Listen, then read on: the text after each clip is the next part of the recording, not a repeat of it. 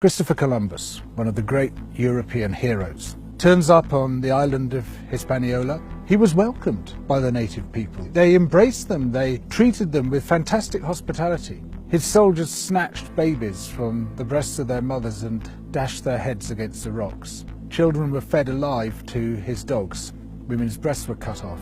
He decided to hang 13 of the Native Americans in Hispaniola to recreate the crucifixion of Jesus, plus the apostles. It's true that the majority of people died there of disease. Diseases introduced by the Europeans unwittingly, but many others were driven to death through overwork, direct murder, through starvation as their resources were taken away. Columbus insisted that everybody bring him a certain amount of gold, and those who failed to do so had their hands cut off.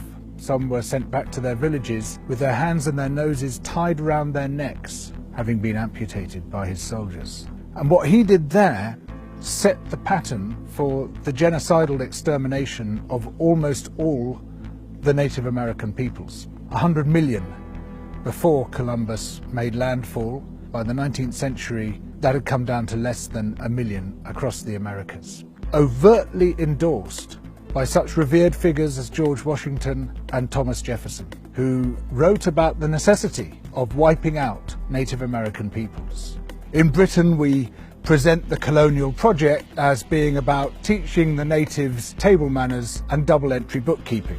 In India, the British manufactured a famine in the 1870s out of nothing. There were food surpluses, massive amounts of food, but the governor, Lord Lytton, insisted that this food be exported wholesale to Britain.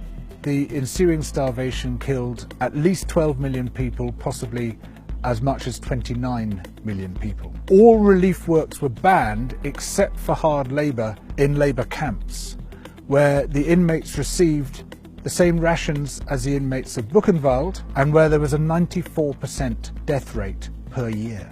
This was all done in the name of liberal free market capitalism. Of course, the British did something similar in Ireland.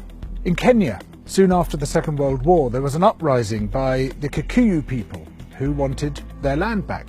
The Kikuyu were herded into concentration camps and fortified villages, almost the entire population of over 1 million people. People were systematically tortured to death. They invented a new kind of pliers whose purpose was first to crush men's testicles and then to cut them off. They raped women with bayonets. They raped men. Similarly, a favoured technique was to ram sand up the rectum with a stick. Sometimes they were rolled up in barbed wire and kicked around the compound until they bled to death. Some of the British soldiers boasted about this. This is within living memory. The colonial secretary lied about it. The papers documenting it were burnt. The impact of the rich and powerful nations has been so phenomenally murderous and destructive that it has been completely airbrushed from our national consciousness. In order to justify the land-grabbing colonial projects, you had to create an ideology. We, the Europeans or the Americans, have come to rescue the rest of the world from its depravity and backwardness. But in order to do that, you have to be able to demonstrate that the rest of the world is depraved and backward. From this arose the racism that is still with us today. It was a necessary component of the colonial project. Some people might claim, well, okay, we broke a few eggs to make this omelette. It's as if all those human beings were eggs. But look at the omelette. Isn't it fantastic? Look, we made this fantastic omelette. Forget about all that unpleasant stuff and let's just celebrate where we are.